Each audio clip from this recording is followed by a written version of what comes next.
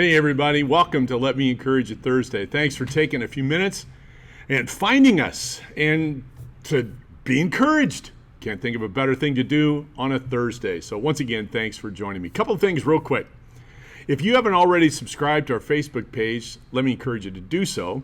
And also follow us on social media. These are great ways to stay in touch with all things Crossroads Church. Well, I was sharing earlier this week from Psalm 27, and I wanted to revisit that real quick. It's a great psalm. Listen to this.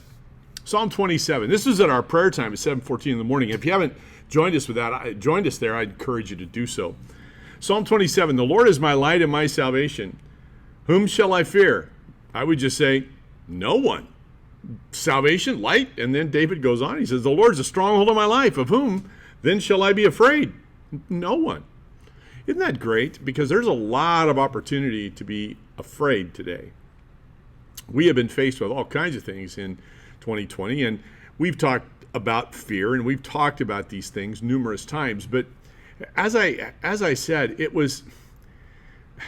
yesterday was just such a strong day when I walked through this psalm that I had to come back to it. Why? Because I think fear still just kind of reaches out and grabs us.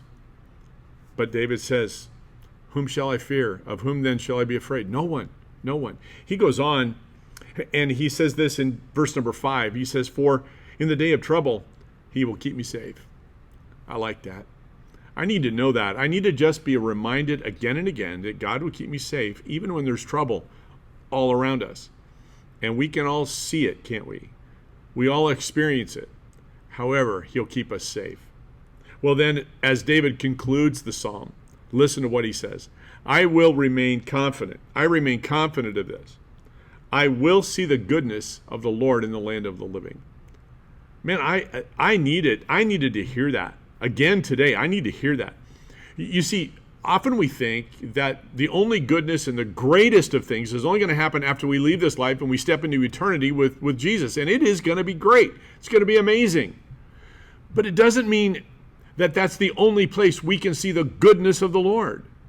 Even in the middle of all of the challenges that 2020 has presented us, I remain confident that I will see the goodness of the Lord today. Walk with that today. Let that be an encouragement to you today. And then David concludes the psalm by saying this, wait for the Lord, be strong and take heart. And again, wait for the Lord. The Lord is going to do something great among us. We need to be patient and wait. So one more time.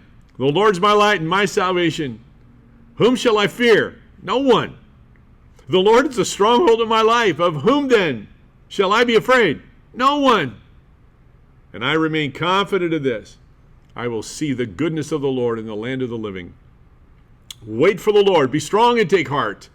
And wait for the Lord. Be encouraged today. Be encouraged. Well, as we face this weekend, just a couple of things real quick. Our services, 9 and 10:30 Sunday morning, both in person and online at 9 a.m. So join us.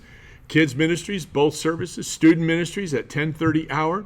We're finishing up our series of Curious this weekend. And we're going to be talking about coexist. It's that bumper sticker you see, and its first cousin, tolerance. You know that's there too.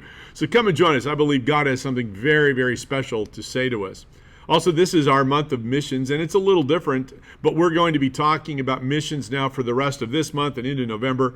And I want to just stress how important this time of the year is, and we're going to be welcoming a very, very special guest on the 25th of October. So come and find out who that is this coming weekend at Crossroads Church. Well, until I see you on maybe online, or I hope I see you in person, remember, be encouraged. Blessings to you.